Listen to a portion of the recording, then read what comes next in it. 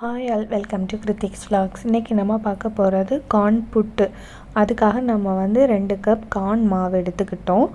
அது கூட கொஞ்சமாக நம்ம சால்ட் ஆட் பண்ணி அந்த மாவை மிக்ஸ் பண்ணி வச்சுக்கலாம். சோள மாவை பொறுத்த வரைக்கும் அது ஊறுறதுக்கு தண்ணி ஜாஸ்தி தேவைப்படும். அது நிறைய தண்ணியை உறிஞ்சி எடுக்கும். அதனால என்னென்னா ஒரேடியாக நம்ம தண்ணி ஊற்றி வச்சாலுமே அது மாவு ஒரு மாதிரி கிளுக்கிளுன்னு ஆகிடும். அதனால் என்னென்னா ஃபஸ்ட்டு கொஞ்சமாக தண்ணி ஊற்றி பிசைஞ்சு அப்படியே ஒரு 1/2 an hour வச்சுக்கணும். அதுக்கப்புறமும் திரும்ப கொஞ்சம் கூட தண்ணி தெளித்து அதே மாதிரி 1/2 an hour திரும்ப வச்சுக்கணும். சோள மாவை பொறுத்த வரைக்கும் நல்ல டைம் எடுத்து அது ஊறி இதானால் தான் நமக்கு புட்டு ரொம்ப சாஃப்டாக கிடைக்கும். அதுக்காக தான் நம்ம அது ஒரு 2 to 3 hours நம்ம அதை ஊற வைக்கிறோம். ஆனால் தண்ணி ஒரேடியாக நம்ம சேர்த்தோன்னாலும் அந்த மாவு அந்த பதத்துக்கு வராது. ஸோ அதனால தான் ஒரு 2-3 வாட்டி ஸ்ப்ளிட் பண்ணி நம்ம இது மாதிரி பிசைஞ்சு ஒரு 1/2 an hour கேப்பில் அந்த மாதிரி வைக்கிறோம். இதே மாதிரி வச்சோன்னா மாவை பார்த்திங்கன்னா ரொம்ப சாஃப்டாக வந்துடும். புட்டுமே உங்களுக்கு சாப்பிட்றதுக்கு ரொம்ப சாஃப்டாக இருக்கும். இந்த மாதிரி பண்ணுறது பிகினர்ஸ்க்கு ரொம்ப ஈஸியாக இருக்கும். ஏன்னா இதான் நீங்கள் ஃபஸ்ட் டைம் புட்டு பண்ண போகிறீங்க அப்படின்னு சொல்லியாச்சுன்னா இந்த மாதிரி பண்ணிங்கன்னா உங்களுக்கு தண்ணி கூடிரும் குறைஞ்சிருங்கிற எந்த டென்ஷனுமே இருக்காது. கொஞ்சம் கொஞ்சமாக சேர்த்து ஒரு டைம் எடுத்து பண்ணியாச்சுன்னா நமக்கு ரொம்ப கரெக்டான பதத்தில் அது புட்டு நமக்கு செஞ்சிடலாம். நாங்கள் எப்போவுமே புட்டு குழலில் தான் வைப்போம். அதுக்கு ஃபஸ்ட்டு தேங்காய் போட்டுப்போம், அப்புறம் மாவு போட்டுப்போம். அது மாதிரி குழலை ஃபில் பண்ணுவோம். ஒரு லேயராட்டு நாங்கள் அந்த குழலை நாங்கள் ஃபில் பண்ணிப்போம். சோளத்தை பொறுத்த வரைக்கும் அதில் நார்ச்சத்து ஜாஸ்தி இருக்கிறதுனால டைஜஷன் நமக்கு ரொம்ப ஈஸியாக இருக்கும்.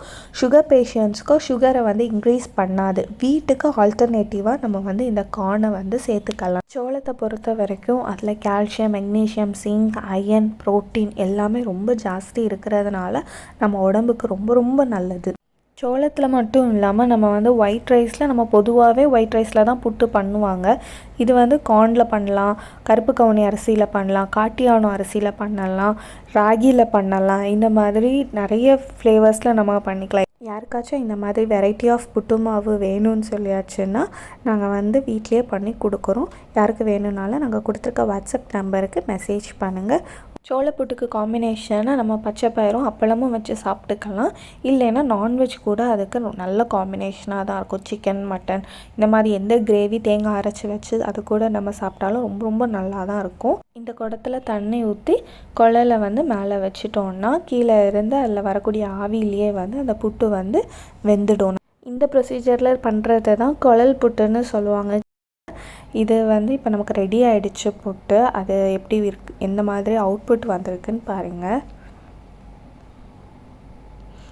ரொம்ப சாஃப்டாக இருக்கும். நம்ம ஏன்னா ஒரு 2-2.5 hours நம்ம அதை ஊற வைக்கிறதுனால இந்த புட்டு ரொம்ப சாஃப்டாக இருக்கும். நமக்கு ஃபாஸ்ட்டாக டைஜஸ்ட் ஆகிடும்.